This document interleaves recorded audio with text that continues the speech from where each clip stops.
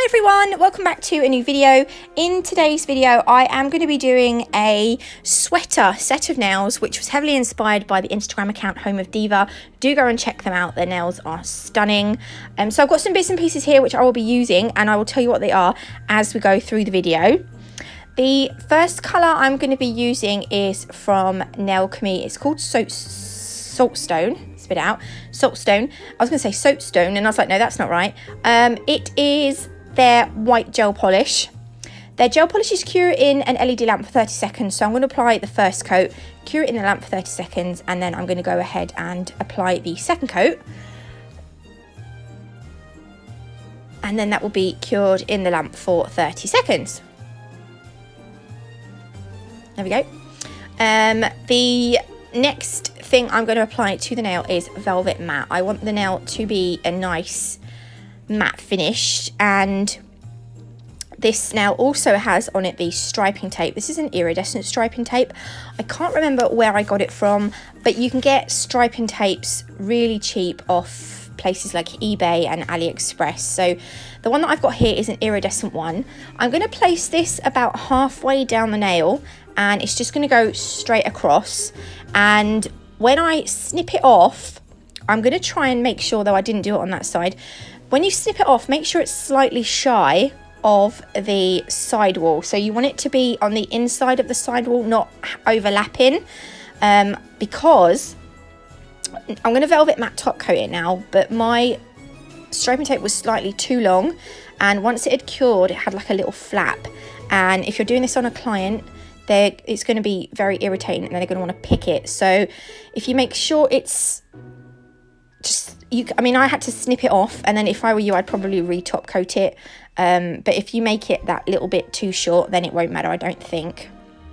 I'm now using the Artisan gel paints from Nailchemy, which are my go-to gel paints. These are probably my absolute favourite in terms of gel paints which I'm using. That didn't make any, did that make sense?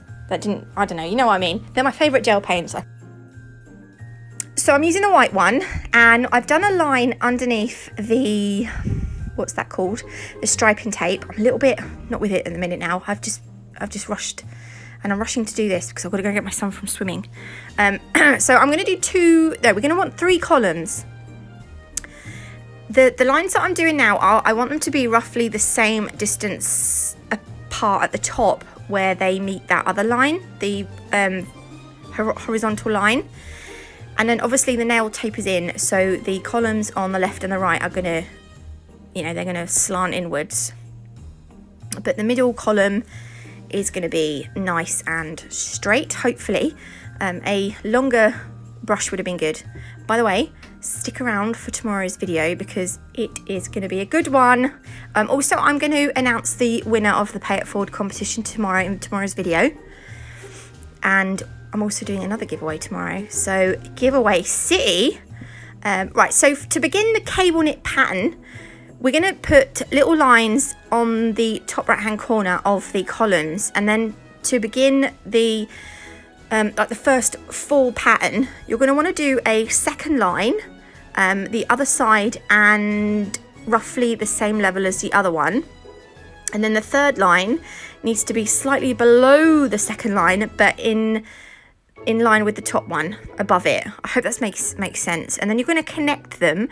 I like it if you connect them slightly at an angle. So can you see my line is ever so slightly slanted? The next one I do, I don't think it is. So I do this line, and then I do my second line, but I make them to, the bottom of the first line and the top of the second line are too level. It needs to be ever so slightly lower. See, the line now is too horizontal, but you can kind of work it so that you make it look a bit more slanted.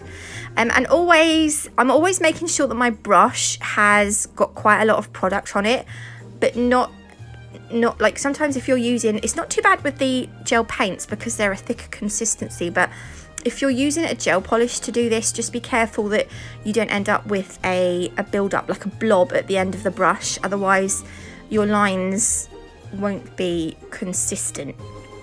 I hope I'm making sense. So I'm just carrying on the pattern all the way down the center column. I have sped it up a bit. So then when you get to the left and the right hand side, you're literally just going to repeat the pattern, only again you have to be aware where the nail tapers in. Obviously you're going to lose some of the pattern, but make sure your pattern follows the center column. So you don't want your pattern to start slanting as well.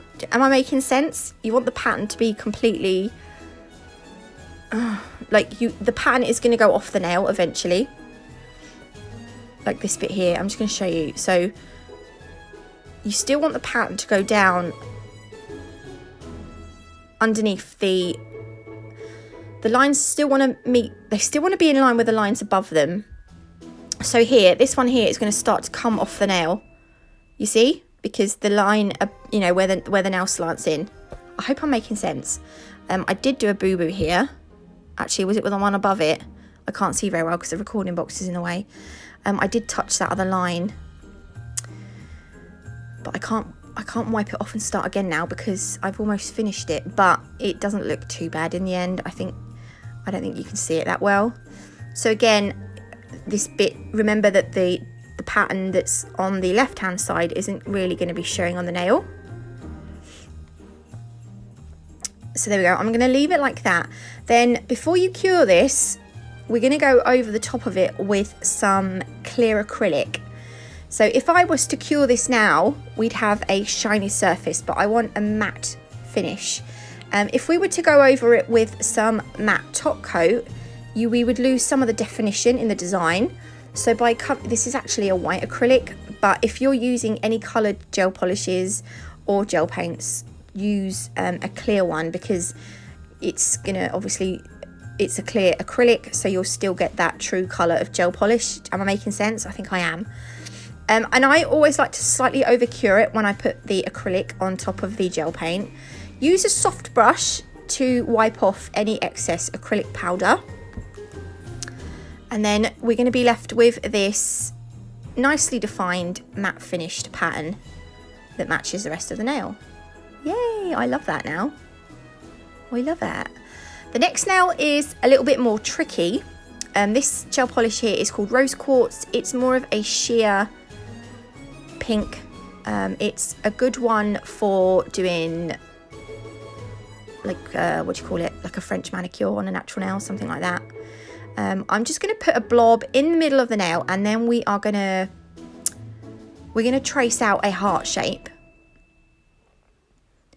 I wish I'd done the heart a little bit bigger. I'm using a detailer brush to do this.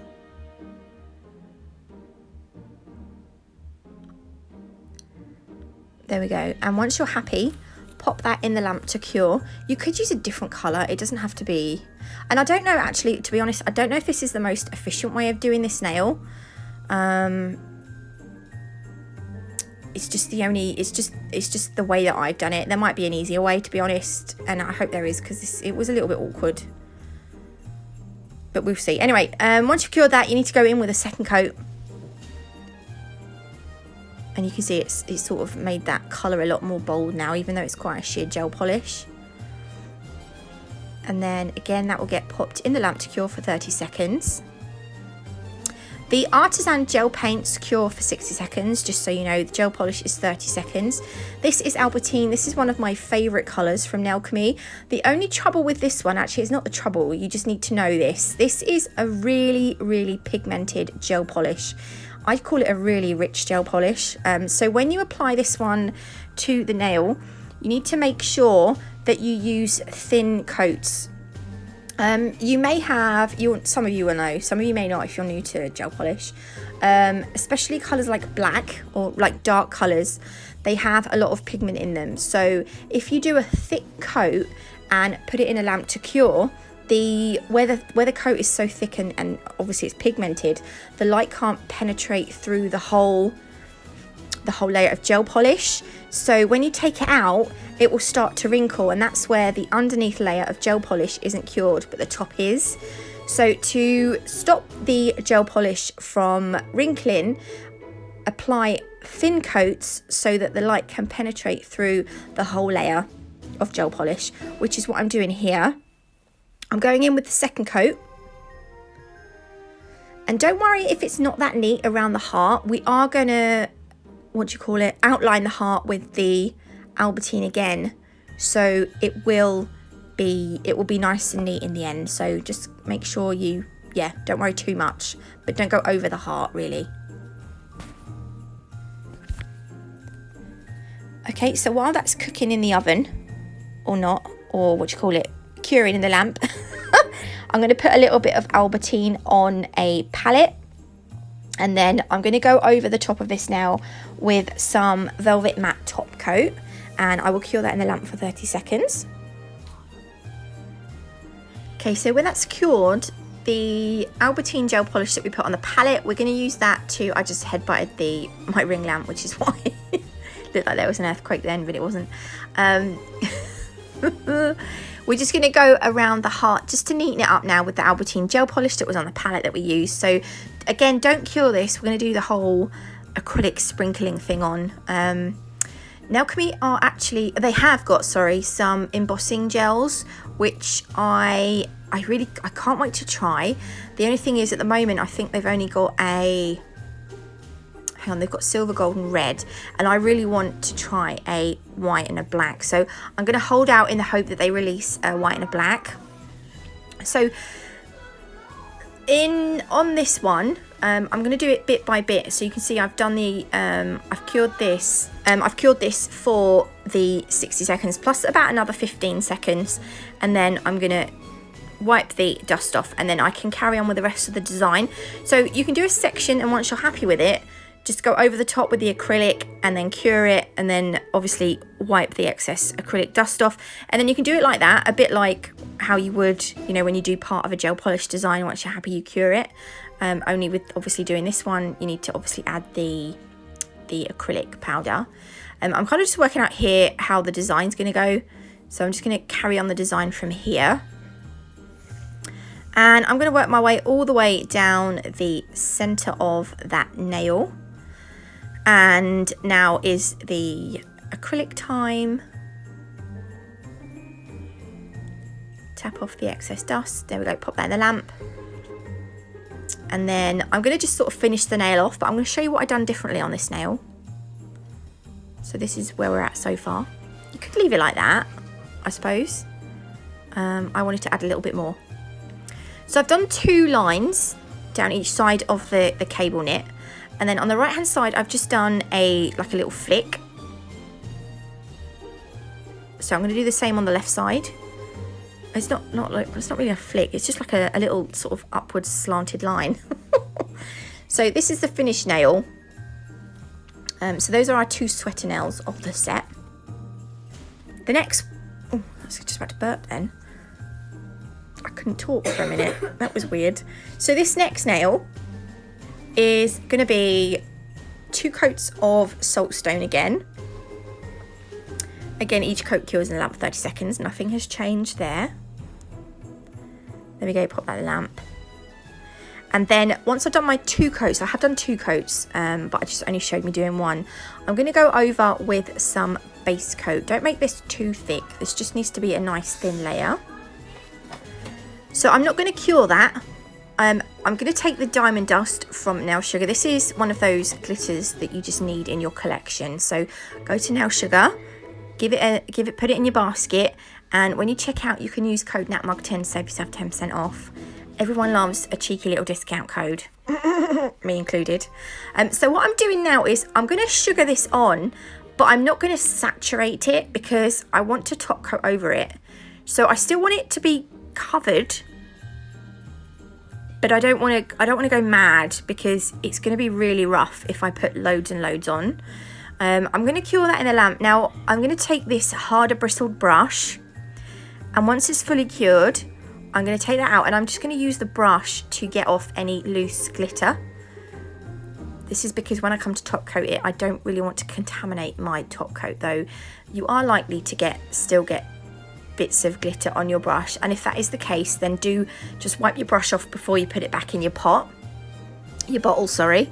And I've given this a generous layer of top coat. So it's still going to probably be a little bit rough. So just take a buffing block and buff the surface over until it's smooth. You don't want to go too mad, because you obviously don't want to sort of, you know, disturb the glitter too much.